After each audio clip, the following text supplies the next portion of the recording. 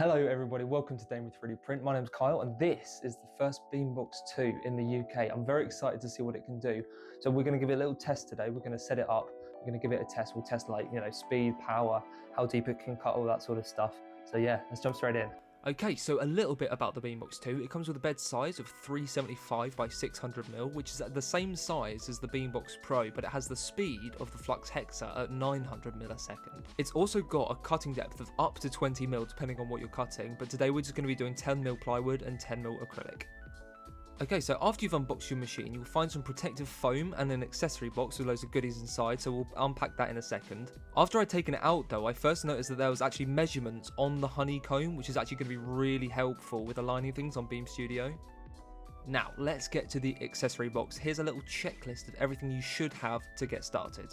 So to start, you should have a Wi-Fi dongle and some double-sided tape for alignment. It also came with a nice testing report, which is always good to see. You'll also get a free gift card which gives you some free cutting files if you're interested, along with of course your cutting material and some camera alignment paper. Next of course is your classic Flux manual with about 700 languages in there.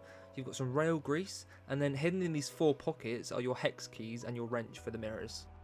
Underneath your first layer of foam you'll have a few things too, like the EU plug, which of course, courtesy of Dame with 3D Print, will supply a free UK plug for you in your box just so you can use your machine right away.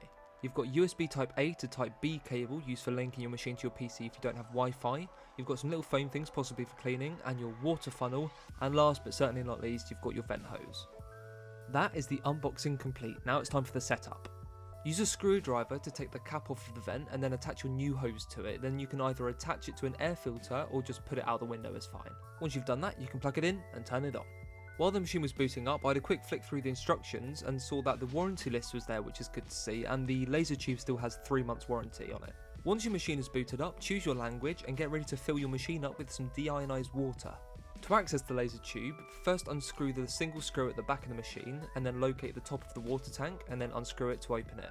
Just for the video, I unscrewed the bottom panel too, just so you can see what it looks like when it fills up, and this is what it should sound like too.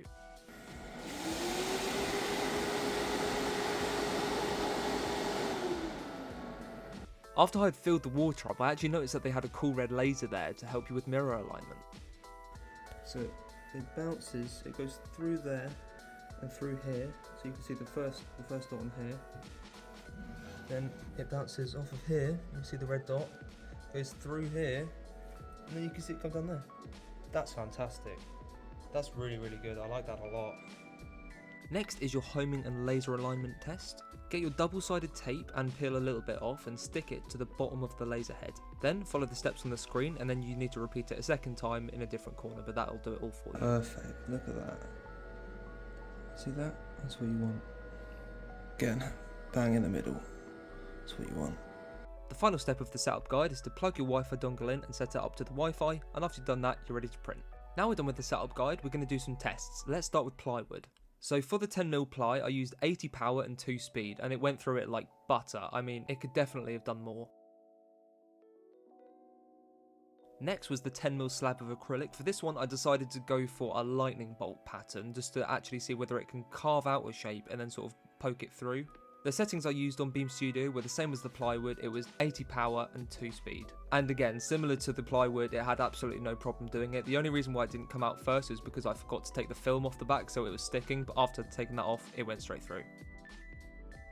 For the last test, I chose to use some of Beam Studio's images to make a small canvas of a goat sipping a drink and doing a bit of sunbathing. This one only took about 5 minutes on a higher engraving speed, which is actually quite good for an engraving of this size. It came out really well with no scorch marks or melted sides.